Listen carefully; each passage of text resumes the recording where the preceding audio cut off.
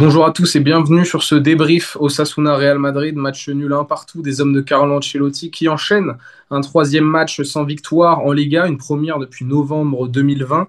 Mais surtout, durant ce match-là, il y a énormément de polémiques, énormément de faits de jeu liés à l'arbitrage qui ont eu lieu. Et on va débriefer ensemble tranquillement de cette rencontre avec Pablo. Comment ça va, Pablo? Ouais, énervé. Énervé. Voilà. Comme beaucoup, je pense, ce soir, non? Non, vraiment, vraiment, vraiment énervé. Je veux même plus envie de regarder la Liga, personnellement. Ça fait beaucoup. L'arbitrage, tout ça, qu'est-ce qui vraiment définitivement te sort de tes gonds là? Bah déjà, premièrement, joyeux anniversaire à la Negreira qui fête aujourd'hui ses 2 ans. Je pense que là, l'anniversaire a été parfaitement fêté, de la meilleure des manières, avec encore un énième vol au Real Madrid en Liga. Qu'est-ce qui me sort de mes gonds? Bah, que tout simplement, le Real Madrid aurait dû avoir au moins 5 pénaltys aujourd'hui, tout simplement, en première mi-temps. Il y a 5 situations litigieuses, ouais, minimum. Les 5, il y a faute. Les 5, il y a 2, il y a main et 3, il y a faute. Voilà. Ouais, les mains, je trouve ça toujours, on peut discuter. Les fautes, elles sont présentes. C'est mon avis. Mm.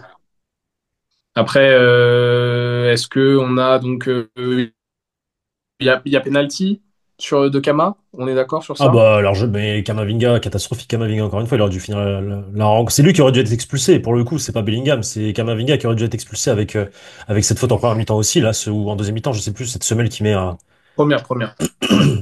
Kamavinga catastrophique encore une fois. Dans la continuité de ce qu'il fait depuis maintenant plusieurs semaines, mois.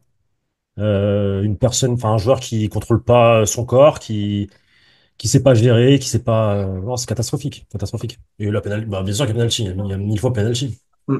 on va dire. Il y a bien sûr qu'il y a penalty. Et avant d'arriver sur l'expulsion de Jude Bellingham, moi, Kamavinga aussi, je l'ai beaucoup pointé du doigt, dans le sens où son match est bon, mais par contre, sa faute en première mi-temps, c'est un jaune orangé, déjà, dans un C'est premier rouge, temps, et c'est c'est encore un rouge, manque de c'est rouge, contrôle. c'est rouge. Mais c'est surtout, au pire des cas, c'est un jaune, et il y a jaune sur le penalty, donc c'est expulsé. Donc en fait, la deuxième partie, la deuxième mi-temps de Kamavinga, moi, je la compte même pas, parce que pour moi, il doit plus être sur le terrain.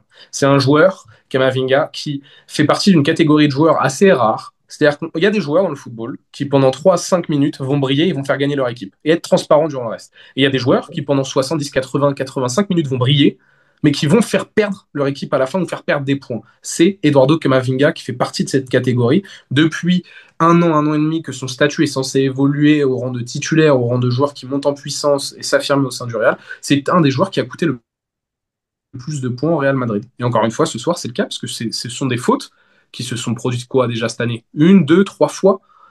C'est vraiment dommage. Donc la faute sur le penalty, à mon sens, elle est évitable. T'es pas obligé de tacler comme ça et mettre ton pied Bien sûr. en direction du pied de l'adversaire. Tu peux juste mettre tes fesses. Je suis Corps en défenseur, donc je sais opposition. de quoi je parle. Donc tu as juste à mettre ton cul en arrière, ta jambe vers Courtois et tu touches pas le joueur. Mais bref, il sait pas défendre. Il sait pas défendre. C'est une réalité, il sait pas défendre. C'est une réalité. L'affaire Jude Bellingham, comme ça on en parle quand même assez rapidement. Il y a plein de choses qui sont en train de sortir là au moment où on tourne. Movistar a sorti les dialogues, en tout cas on va essayer de lire sur les lèvres de Jude Bellingham, de l'arbitre.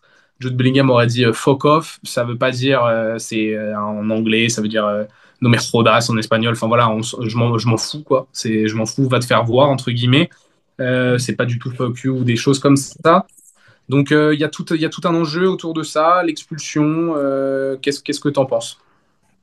Je sais pas ce que Jude Bellingham a dit à l'arbitre, mais s'il l'a insulté, il mérite d'être expulsé aussi. Et c'est une erreur de sa faute. C'est encore une fois une erreur du.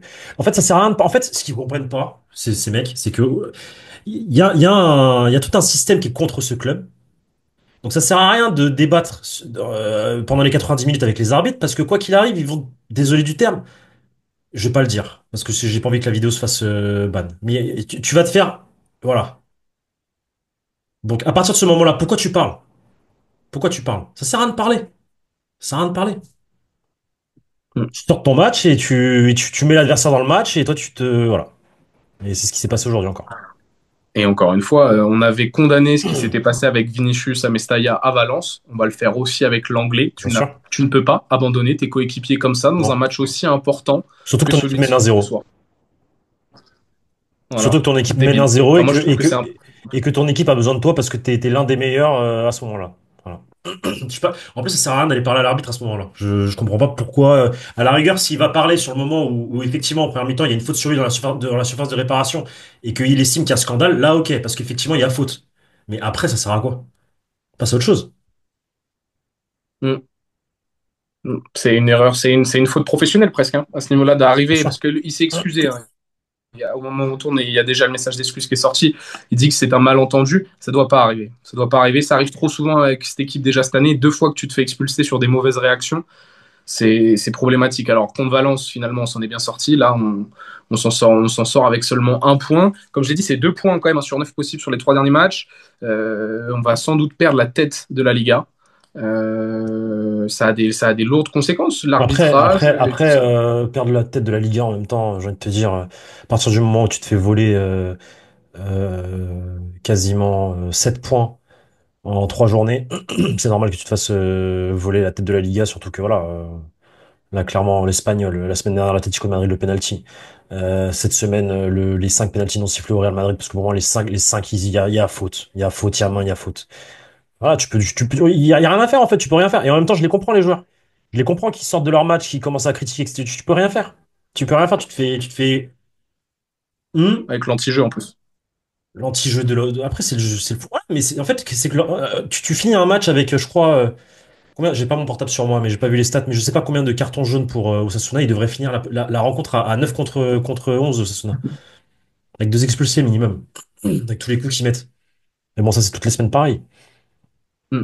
Sur l'anti-jeu, je suis d'accord avec toi, hein. Moi, on l'a déjà beaucoup de fois pointé du doigt. En fait, si l'arbitre ne sanctionne pas, ils vont faire ça tout le match. Et c'est bien mignon de sanctionner à la 60-70e. Mais au final, ça veut dire que pendant plus d'une heure de jeu, les défenseurs, notamment les deux centraux d'Osasuna, ont pu pourrir la vie de Kylian Mbappé en étant hors Et la de loi, Et de hors de l'esprit Vinicius. du jeu, hors des règles du jeu. Et de Vini, oui. Mais tu vois, Mbappé, il s'est mangé les deux centraux pendant une heure avec tirage de maillot, je te bloque sur tes prises d'appel, etc. Si tu sanctionnes, peut-être pas sur la première, mais direct sur la Deuxième, deuxième, à la 15e, bien 20e sûr. minute, C'est le fini. match, il est différent. Et Bien ton, sûr. et ton match, il est géré différemment aussi Bien pour sûr. l'arbitre. Hmm. Ben, ça, tu vois, ça c'est la stratégie Negreira pendant très longtemps contre le Real et pour le Barça. C'est-à-dire que le Barça, dès la première faute des adversaires, l'adversaire prenait un jaune tout de suite et du coup le match était beaucoup plus tranquille. Et très longtemps, le Real Madrid doit subir ce genre d'arbitrage. C'est-à-dire qu'il rencontre des adversaires, Osasuna, Getafe, Leganés, toutes ces équipes de, je vais pas le dire le terme, mais qui, voilà, qui, leur stratégie c'est de casser le Real Madrid. Et bah, le problème, c'est que tu as un arbitre qui fait pas son boulot. Et du coup, bah, vas-y, tout est permis. Mm. Tout est permis. Donc, voilà. Oui, c'est une mauvaise gestion. Et ça se reproduit beaucoup, beaucoup, beaucoup, trop souvent cette année, comme malheureusement plein de choses. Est-ce qu'il y a quand même deux, trois motifs de Non, mais satisfaction, de joie? j'aimerais revenir quand même sur les 5 faits de jeu Vas-y. côté Real Madrid. Déjà, la première, la main du défenseur, je sais même pas comment il s'appelle, tellement il est pas connu, d'Osasuna sur le crochet de Vinicius. Soi-disant, le défenseur s'appuie, mais en fait, c'est pas ça. C'est la règle de base, c'est quand tu vas pour tomber et que tu t'appuies pour pas te manger la tête en avant et que le ballon touche la main à ce moment-là, là, il n'y a pas main. Sauf que là, c'est pas ça. Là, c'est il glisse et il laisse la main traîner au sol et au moment où, en plus de ça, donc du coup, il s'appuie pas sur son bras parce qu'il n'a pas besoin de s'appuyer sur son bras vu que c'est une glissade. On est d'accord jusqu'à ce point de vue-là? Et ensuite, donc, et au moment où le ballon va vers sa main, il va pour la lever. Donc en plus de ça, sa main n'est même plus au sol et ça touche la main. Donc déjà ça, premièrement, penalty. Deuxièmement, la faute sur Vinicius Junior, je crois que c'est la première, c'est celle qui est à l'entrée de la surface ou c'est la deuxième, Dans le celle-là coin de déjà? la surface. Dans le coin de la C'est surface, oui. exactement la même faute que Ceballos face à Phil Foden. C'est exactement la même faute au même endroit au niveau de la ligne de la surface, c'est penalty. Troisième faute, pareil, encore une fois, un crochet, il se fait bousculer dans la surface Vini, pas penalty. Il y a penalty, je suis désolé, il y a penalty. Quatrième situation, Bellingham, la même situation que juste avant, sur Vinicius, pareil, il se fait bousculer dans la surface, pas penalty. Ça fait 4. Et la dernière, une transversale direction Valverde, Valverde qui fait une remise de la tête. Et sur le mouvement de la main, du bras, encore une fois, le ballon qui touche là. Voilà. C'est sur le centre, Et- non? C'est plus sur le centre. Ah non, c'est la tête, non, t'as c'est raison, t'as raison. la La remise tête de, centre. La tête centre. la remise de Valverde, ça. Du coup, qui Mhm. devient un centre. Et le ballon fait ça, sur la main. Alors oui, le bras, il est collé au corps si tu veux. Mais quoi qu'il arrive, c'est une position pas du tout naturelle et c'est faute, c'est main, je suis désolé. On a déjà vu des pénaltys sifflés pour moins que ça. Mhm. Voilà, la première mi-temps, elle doit se finir à 4-0 pour le Real. Tu les siffles pas toutes, mais t'en siffles 3 sur 5. Le fait qu'il en siffle aucune, c'est ça qui crée l'énorme frustration, quoi. Que ça soit du côté des Madridistas, des joueurs sur le terrain aussi, de Carlo Ancelotti qui a été sanctionné d'un carton jaune en première mi-temps. C'est la répétition de. Et surtout qu'ils font jamais appel à la VAR. Sur ces Non, situations-là, il mais n'y a aucun appel à la non, mais VAR. ça qui est honteux, c'est que non, si la VAR revoit les images, mais la VAR ne prend aucune décision. Enfin, c'est aberrant. Pardon, la VAR ne fait pas appel à l'arbitre. C'est C'est ça que je ça, voulais dire c'est plutôt. ça, C'est c'est la ça. VAR ne Oui, fait pas oui, c'est appel à ça. l'arbitre. C'est ça. La VAR qui a accès à toutes les images ne fait même pas. C'est totalement lunaire. Faudrait que je vois ça. C'était qui l'arbitre? Je sais même plus c'était qui l'arbitre au VAR. Mais bref, passons à autre chose. Non, je sais, je sais pas non plus. Tu me demandais des points positifs. Bah écoute, point positif, Thibaut Courtois, hein, qui sauve le Real Madrid avec plusieurs parades. Point positif, Fede Valverde, qui pour moi est dans la continuité de Manchester City. Il a fait un excellent, en tout cas, quand il l'a pu, il a fait un excellent match. Après, en deuxième mi-temps, c'était compliqué. En fait, c'est compliqué quand t'es joueur de foot et que tu vois que tu te fais, désolé, je vais pas dire le terme, pendant 90 minutes, t'as même plus envie de jouer. Et à la fin, c'est ce qui se Mhm. passait, ça se voyait. Pourquoi tu vas jouer? Et moi, je trouve que Vinicius, alors, première mi-temps, il est totalement déconnecté de la réalité, encore une fois, malgré ses crochets, malgré ses fautes, malgré tout ce qu'il subit. Deuxième mi-temps, par contre, il est dedans. Il est un peu plus Mhm. dedans. Mais le problème de Vini, c'est que par exemple, pour la première, il y a main Ah, sur la deuxième mi-temps. ça Deuxième m'a mi-temps. rendu fou. Pourquoi tu continues pas l'action, en fait? Mhm. En fait, c'est ce genre de situation, de petits faits concernant Vinicius depuis 3 mois, 4 mois, 5 mois, depuis le début de l'année, qui, en fait, te font tu te rends compte qu'il est pas là. En fait, il est plus obsédé par le fait que une justice de l'arbitrage espagnol arrive du jour au lendemain pour lui, qu'à marquer des buts ou qu'à faire gagner son équipe. Il est plus dans ce truc-là, dans Mhm.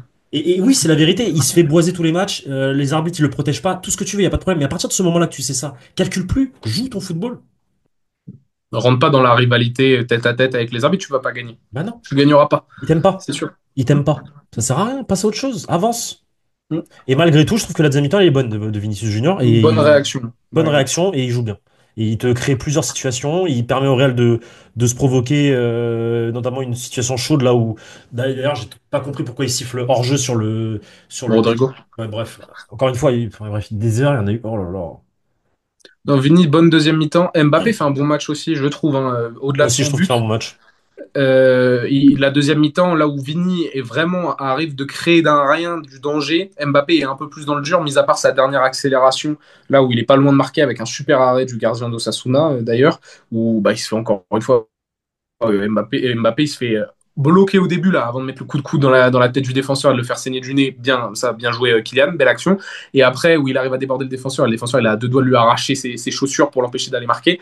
Voilà, donc on va dire que la première mi-temps d'Mbappé est très très bonne, celle de Vini elle est pas ouf. Et en deuxième mi-temps, Vini a vraiment élevé le niveau, a essayé de porter l'équipe et Mbappé a été un peu plus en difficulté, même s'il y a des choses intéressantes. Moi, il y a aussi Raúl Asensio que j'ai trouvé impérial, encore une fois, Et aujourd'hui, c'est lui qui parle en plus. serein. Hein. C'est lui qui parle à ses coéquipiers quand il dégage le ballon de la tête, par exemple. C'est lui qui se dit monter. C'est lui qui. En fait, c'est lui qui. Tu vois, et le Et gamin, mais il tu a sais que, ouais, 21 ans ou 22 ans. Enfin. 22 ans maintenant, là, depuis 2-3 jours, mais le leadership et puis même ses interventions propres. Il y a une intervention là où Chouamini touche un tout petit peu la balle, tu sais, ils sont un 2 contre 1, il touche un tout petit peu la balle et c'est Asensio derrière qui, avec son tacle, arrive à dégager le ballon. Je trouve que la symbolique est assez forte sur cette action de. Moi, on peut dire ce qu'on veut, que Chouamini c'est un peu mieux, nan, nan. Heureusement qu'il y a Asensio à côté. Bah, écoute, Moi, je vous le dis, heureusement qu'il y a Raúl Asensio à côté. Hein. et moi, je vais te dire un truc, j'espère que Ancelotti le voit parce que j'ai écrit un papier ce matin par rapport à ça. Aujourd'hui, Raúl Asensio jouait une finale face à lui-même parce que dans quelques jours, Rudiger revient et Carlo Ancelotti va devoir reprendre une décision concernant la défense centrale. Est-ce qu'il va aligner Raúl Asensio Rudiger ou est-ce qu'il va remettre la charnière centrale qui lui a fait gagner la 15e Ligue des Champions la saison dernière?